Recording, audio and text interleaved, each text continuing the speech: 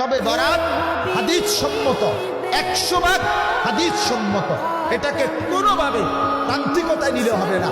কেউ এটাকে বাড়াবাড়ি করতে গিয়ে এটাকে অনুষ্ঠান বানায় ফেলছে না। শবে বরাত কোনো অনুষ্ঠান না, শবে বরাত কোনো উৎসব না, শবে বরাত কোনো অনুষ্ঠানের নাম না।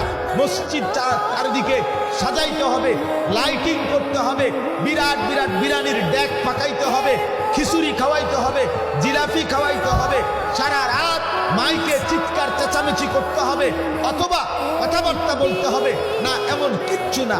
ইনফেরাদি, একান্ত ব্যক্তিগতভাবে আমি আমার মতো, আপনি আপনার মতো সারা রাত যার যতক্ষণ সামর্থ্যে কুলা জেগে নামাজ পড়েন, জিকির করেন, সেজদা দেন, তেলাওয়াত করেন, কোরআন পড়েন, দোয়া করেন, কান্নাকাটি করেন, আপনার মতো করে আপনার মনিবের সাথে সম্পর্ক করে রাতটা আপনি ইবাদতে কাটান, অবশ্যই আপনি অপরিসীম নেকি অর্জন করবেন।